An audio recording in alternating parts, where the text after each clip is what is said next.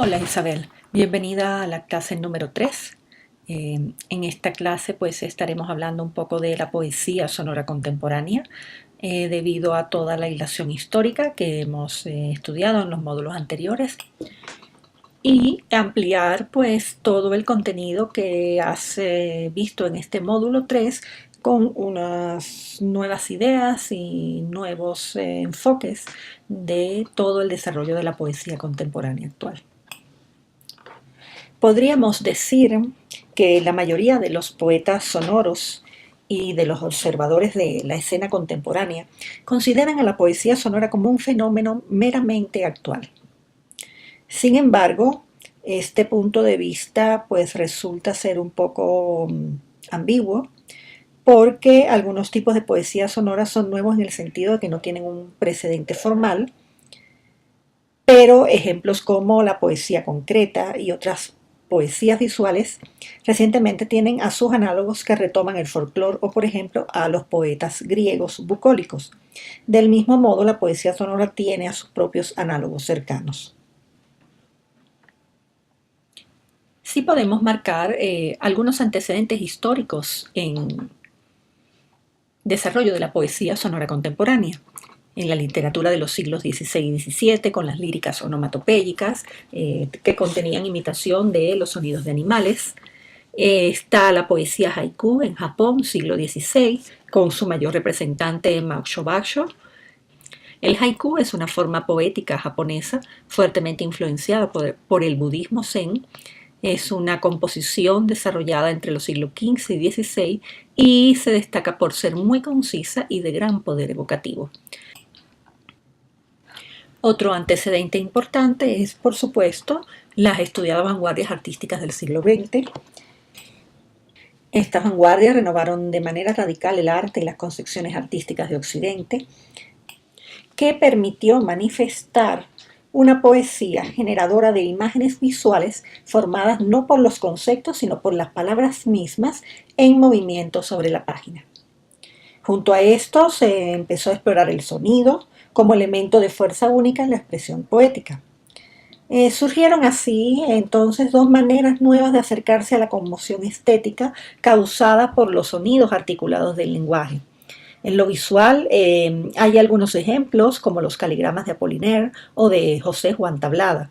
En lo sonoro surgieron formas como la poesía sonora, aunque ese término, como ya sabemos, fue acuñado por mucho tiempo después, en la década de los años 50, por el poeta francés Henri Chopin. A grosso modo podríamos afirmar que la poesía sonora es un arte que reúne al menos la poesía y la música, ya que conforme se ha ido desarrollando esta nueva forma de expresión artística y ha incorporado otros elementos tomados del teatro, del performance, de la danza, todo ello enriquecido con la tecnología digital. El desarrollo de la poesía visual también fue un factor importante en las propuestas de poesía sonora, ya que con la poesía visual pues estaba la incorporación del collage, los ensamblajes visuales y el montaje radiofónico. Todos esos cortes, la relación del espacio en la página, los tamaños de las letras, los grosores, el énfasis que visualmente se hacía en esas composiciones, pues incidieron de manera directa en la sonoridad y en las experimentaciones con el sonido y la voz en la poesía sonora. Con la llegada del magnetófono en 1936, se permitió registrar el sonido y trabajar el objeto sonoro.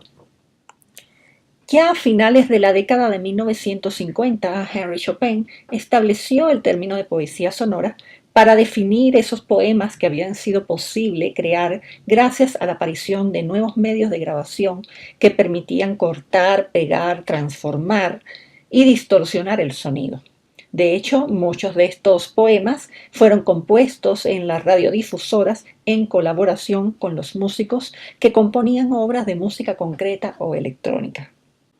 Específicamente, la producción poética de Henri Chopin se basa en el uso de la tecnología para explotar todas las posibilidades del sonido e indagar en ámbitos inauditos. Por ejemplo, resulta muy elocuente la forma en que se utiliza el micrófono, incluso dentro del cuerpo, hasta el esófago, como un microscopio acústico. La voz, dice el propio Chopin, realmente aparece en los años 50, en el momento en que uno se puede escuchar a sí mismo.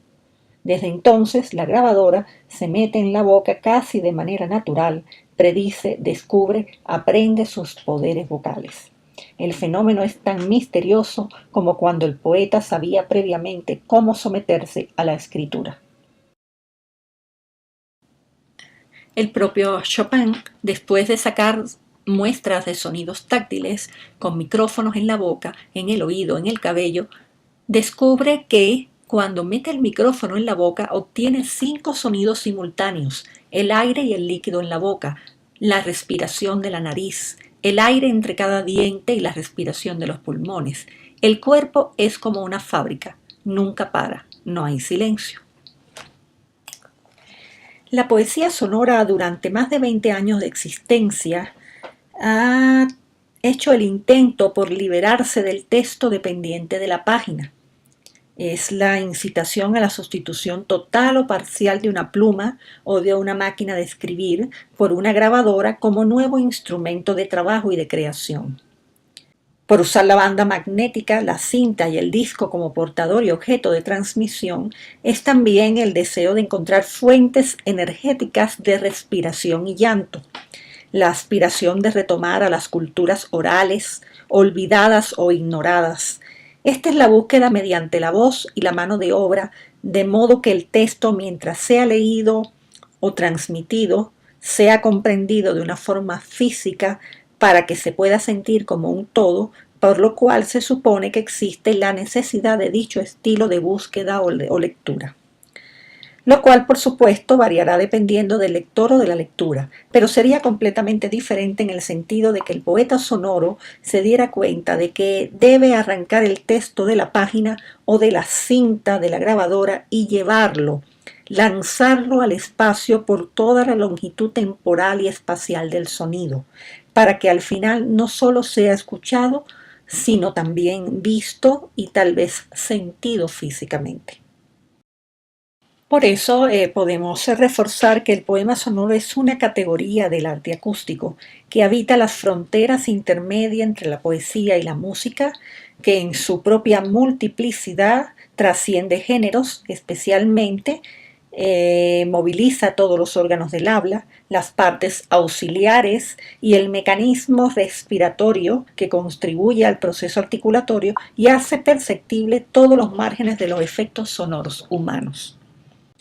Dentro de la jerarquía de la percepción, las relaciones inestables en la poesía sonora de las características del habla y orales, y en general del sonido y la voz, constituyen un arte de la articulación sonora pensada para la significación, ya sea de uno o más hablantes.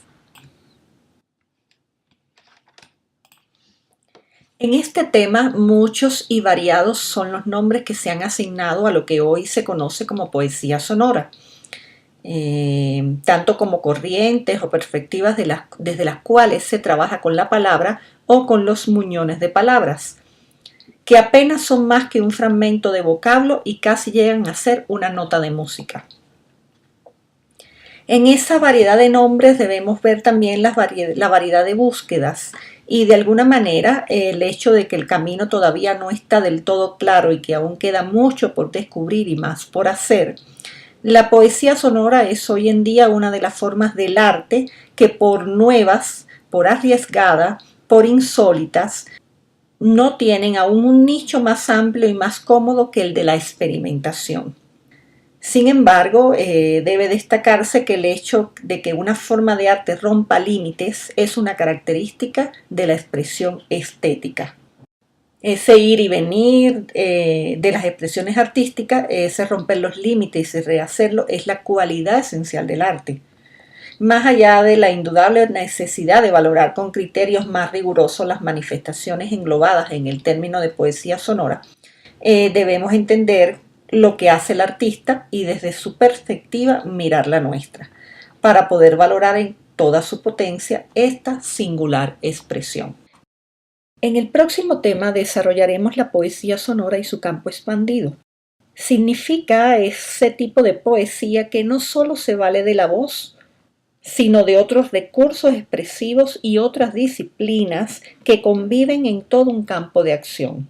Podemos afirmar que el desarrollo de las diversas tendencias de la poesía sonora muestra un intercambio constante entre diversas disciplinas artísticas. Hemos llegado al final de esta clase. Nos conectamos en el próximo módulo. Hasta la próxima.